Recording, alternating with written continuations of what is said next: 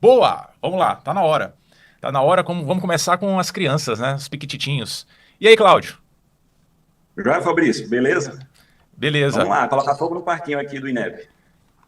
Isso aí. E aí, Benito? Benito tá aqui nos estúdios. Cláudio tá nos estúdios Hardwork lá em Brasília. E. Correspondente em Brasília. E Benito tá nos estúdios Hardwork aqui do lado dessa parede aqui. Né, Benito? Ou não?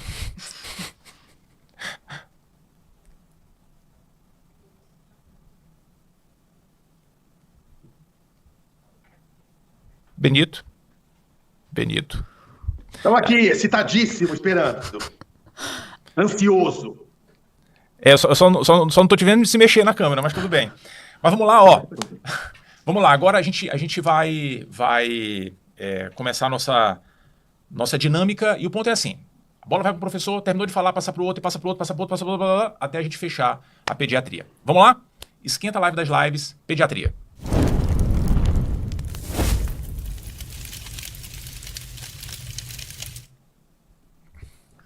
Esse tema aqui, infecções congênitas, é um dos mais presentes nas provas do INEP. Até porque essas infecções, elas representam ainda uma das principais causas de mortalidade no período neonatal.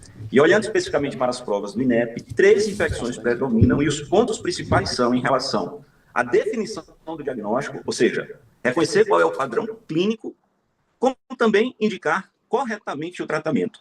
E quais são as três infecções que prevalecem nessas provas e que uma delas certamente vai estar presente lá na hora da sua prova?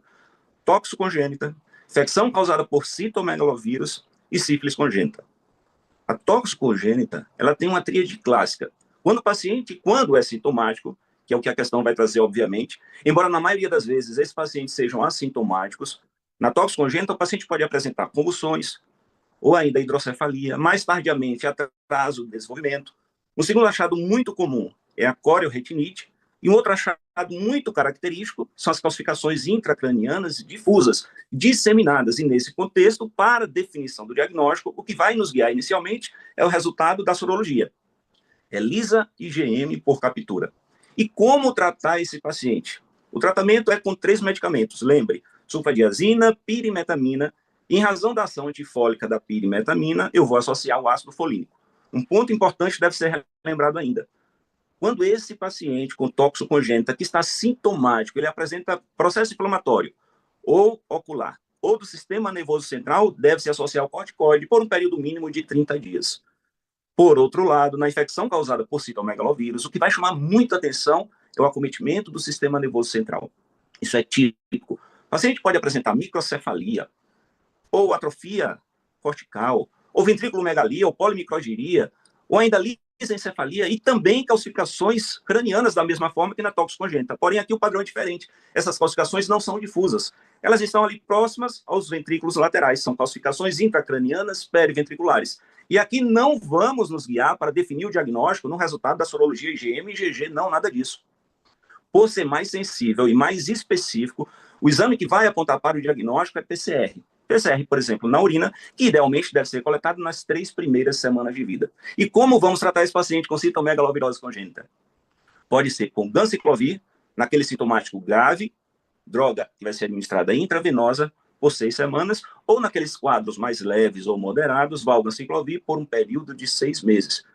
Geralmente, o INEP não vai cobrar dose aqui nesse contexto das infecções congênitas. E um último detalhe ainda deve ser relembrado em relação a essa infecção.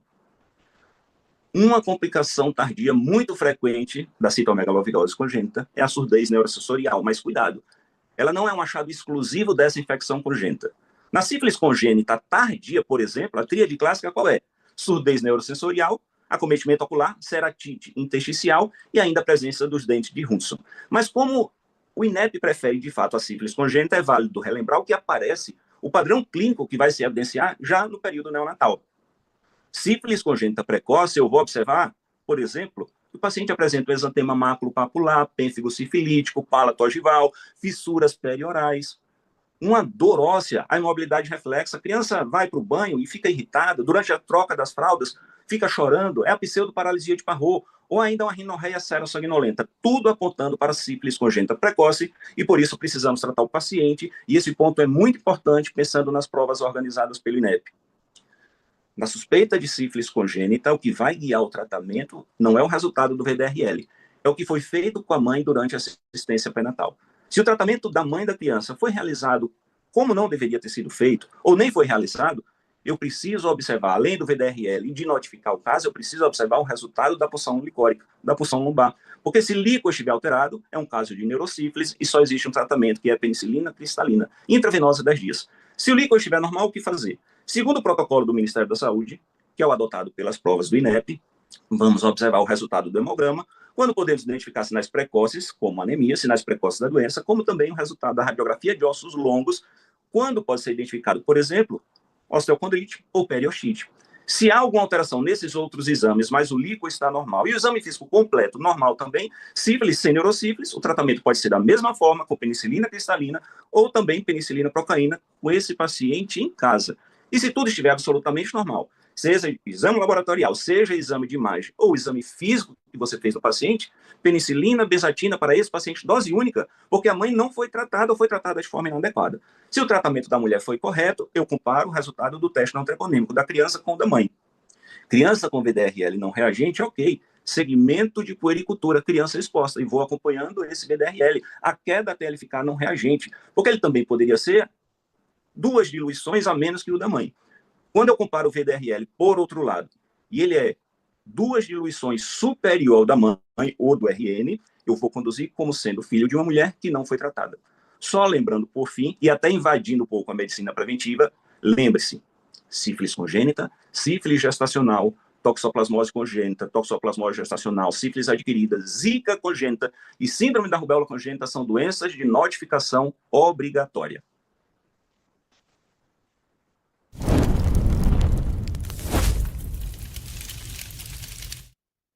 Vamos lá, o INEP adora cases de sucesso, e um dos cases de sucesso do país é triagem neonatal. Só pra gente lembrar, triagem neonatal, teste do pezinho, 3 a 5 dias. Cuidado, 49 horas de vida já é o 3º dia. Cuidado que às vezes te confunde isso no enunciado da questão. Qual é a regra geral para você pensar nesse final de semana? Um teste alterado significa repetição da triagem.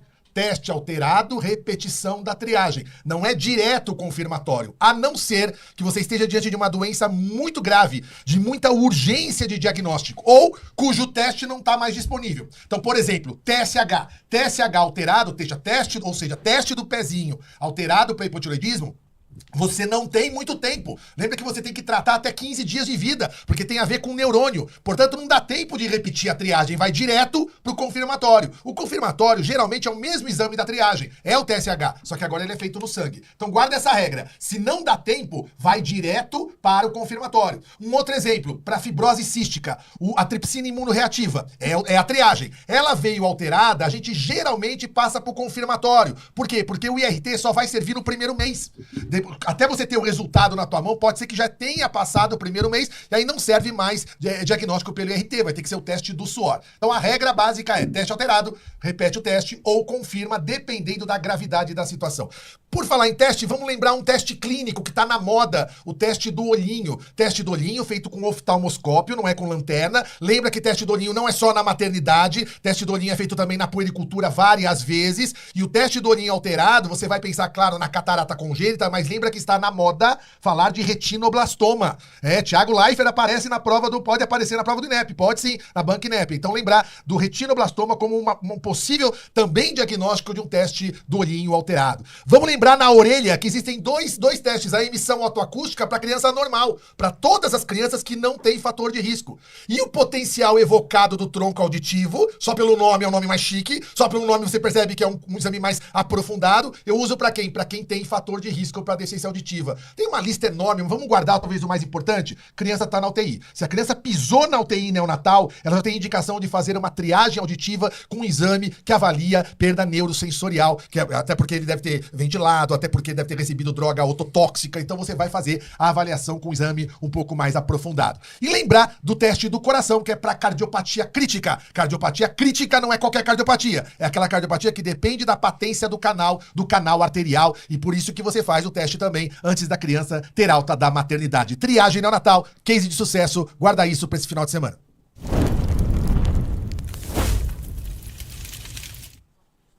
Neonatologia sempre presente nas provas do INEP, e, claro, uma das medidas mais importantes nessa área é o que fazer no atendimento ao RN na sala de parto.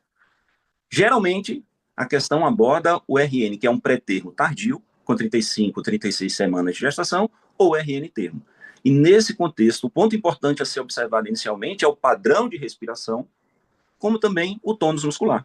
Se a criança está com tônus muscular em flexão, bom tônus, padrão de respiração regular, eu deixo ela lá juntinha da mãe dela. E lá eu vou realizar os cuidados de rotina. Se, por outro lado, padrão de respiração foi irregular, ou a criança está em apneia, não apresenta bom tônus, não apresenta tônus muscular em flexão, eu devo realizar o estímulo tátil no dorso, até 2 vezes, de forma bem suave, cenário inalterado, clampeamento imediato do cordão umbilical e levo essa criança lá para o berço aquecido. Sob fonte de calor radiante, com a cabeça em leve extensão, eu vou secar a criança. Secar a cabeça, a fontanela, corpo, desprezar os campos úmidos e observar o quê? Não vou aspirar a via aérea, mesmo se líquido amniótico meconial. Só vou aspirar a via aérea se realmente houver uma obstrução de via aérea superior. Eu devo observar agora 2 parâmetros, frequência cardíaca e, de novo, o padrão respiratório. Se frequência cardíaca acima de 100, padrão de respiração regular, volta essa criança lá para junto da mãe, contato pele a pele, amamentação na primeira hora de vida, essa criança vai ser colonizada pela melhor microbiota, que é a microbiota materna, e vai evitar o aparecimento de hipotermia, que pode levar a um desfecho desfavorável. Porém, se a frequência cardíaca estiver abaixo de 100 e o padrão de respiração continua irregular, deve iniciar a ventilação com pressão positiva por 30 segundos. E tudo isso deve acontecer exatamente no primeiro minuto de vida, que é o chamado minuto de ouro. E se não melhorar após esses 30 segundos de VPP com FiO2 de ambiente, 21%, eu devo observar a técnica se está correta. Se a máscara está bem adaptada à face da criança, e mais 30 segundos de VPP. Cenário permanece do mesmo jeito, posso aumentar gradativamente a concentração de oxigênio. E se piorar, o que fazer? Quando piora, por exemplo, frequência cardíaca, que era de 80, passou a ser agora de 40, criança está bradicárdica, já aumentei a concentração de oxigênio e nada resolve, cateterismo umbilical, essa criança vai precisar certamente de droga, inicialmente adrenalina, pode precisar de volume, considere intubação, mas não vai iniciar massagem cardíaca externa. Só deve iniciar massagem cardíaca quando essa via aérea está garantida. E ao iniciar massagem cardíaca, lembre-se, técnica melhor, técnica dos 2 polegares, para melhor perfusão miocárdica, e numa relação, quando eu iniciar a massagem cardíaca, numa relação de 3:1. Cuidado também diante de um RN pré-termo, abaixo de 34 semanas, com alguns pontos que o INEP pode explorar. O primeiro ponto é que eu não vou secar essa criança, a minha preocupação não vai ser essa. Eu vou colocar essa criança num saco plástico, polietileno, e vou colocar gorro, touca nessa criança. Porque existe uma probabilidade muito alta dela apresentar hipotermia e evoluir para óbito. Como também eu não devo iniciar com FiO2 de ambiente 21%, já posso iniciar com 30%. E se essa criança, mesmo apresentando esse pré-termo extremo, mesmo apresentando frequência cardíaca acima de 100, mas tem sinais de desconforto respiratório, eu posso iniciar precocemente o uso de CPAP para evitar a telectasia e reduzir a probabilidade de intubação. Como também eu posso aguardar o clampeamento do cordão umbilical. Não precisa ser imediato, porque é um pré-termo extremo. Se a criança está bem, vigorosa, com bom tônus, chorando, aguardar pelo menos 30 segundos para realizar o clampeamento do cordão umbilical. Esses são os principais aspectos relacionados ao tema reanimação neonatal.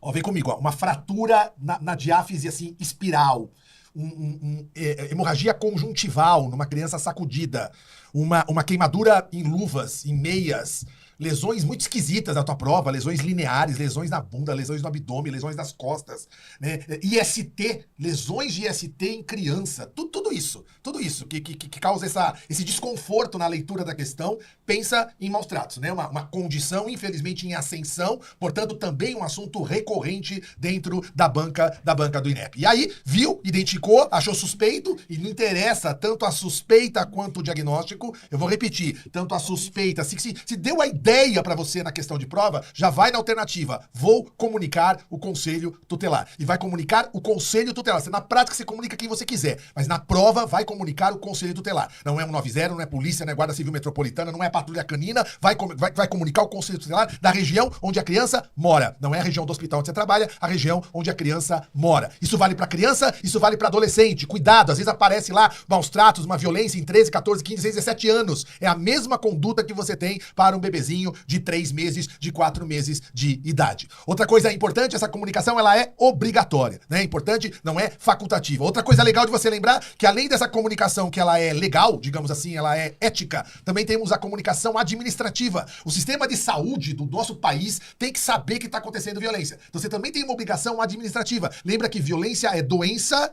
de notificação compulsória. Portanto, ela está também dentro das situações que você vai comunicar o Estado sobre aquela condição de violência. Outra coisa legal de você lembrar, autolesão. Autolesão, tentativas de suicídio, assunto também da moda dentro da pediatria, também é indicação de comunicação. Também é indicação de comunicação tanto da informação quanto para conselho tutelar. São coisas importantes para a gente lembrar da questão relacionada a maus tratos. E vamos embora.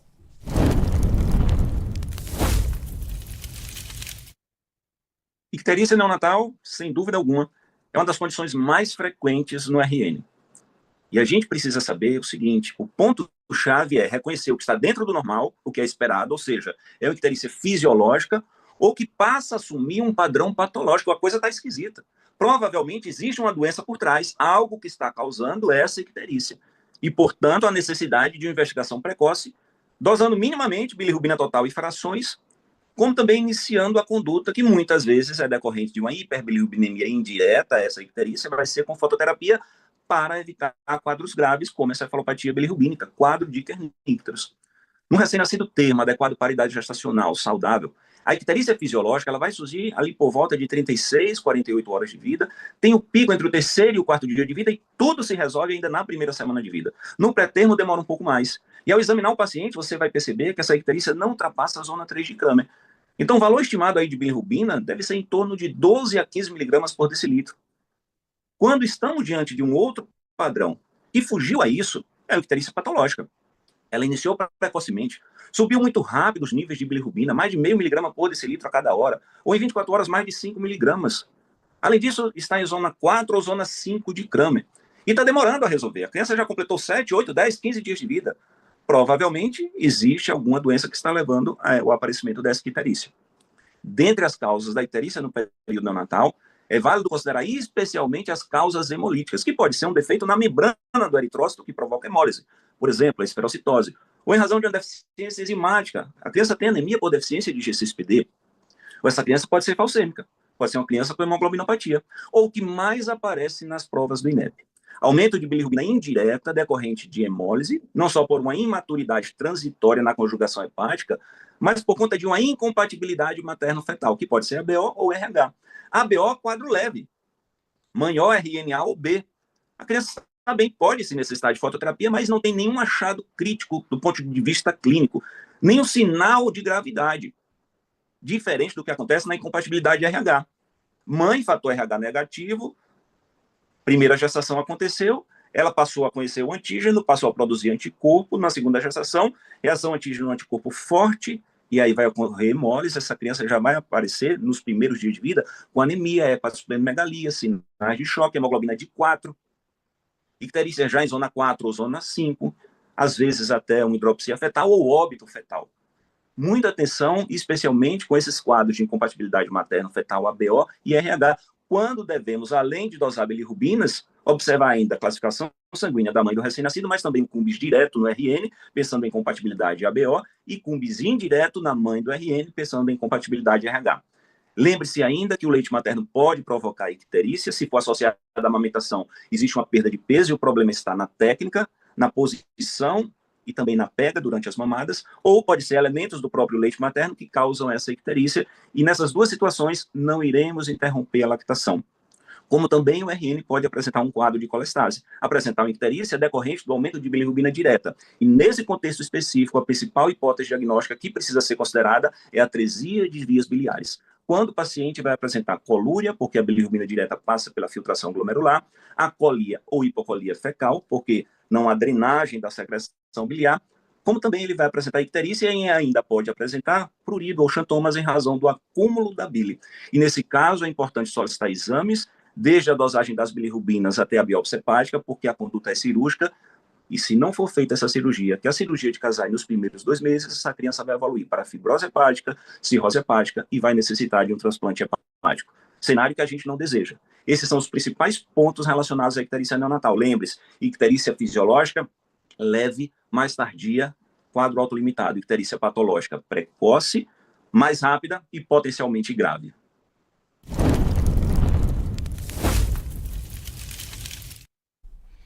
Lembra que baixa estatura é apenas, única e exclusivamente um diagnóstico gráfico.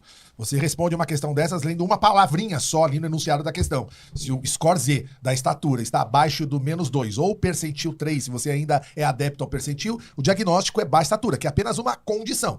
Uma condição gráfica. Se aquilo é doença ou não é doença, lembra que você vai buscar naquele enunciado a palavrinha velocidade de crescimento. Tem que estar escrito em algum lugar. A velocidade, ou você calcula, pode ser que não esteja a velocidade dada. Pode ser que ele coloque a altura na última consulta, a altura desta consulta. Se for um intervalo de mais de 4 meses, dá para você calcular a velocidade. Velocidade é em centímetros por ano, e aí você analisa. É uma velocidade boa? É uma velocidade correta? Você está diante de uma baixa estatura normal. É uma velocidade alterada, está aquém daquele valor que você considera normal. Vamos guardar um valor normal? O valor da criança propriamente dita, da criança antes de entrar na puberdade, 4, 5, 6, até 7 por ano. Essa é a velocidade de crescimento normal. Se o indivíduo está aquém dessa velocidade, estamos diante de uma baixa estatura patológica. Por história, a gente sabe que o INEP gosta das baixas estaturas fisiológicas, das variações de normalidade. E aí você tem duas condições. Ou o indivíduo tem uma baixa estatura familiar, ou ele tem uma baixa estatura por retardo constitucional do crescimento.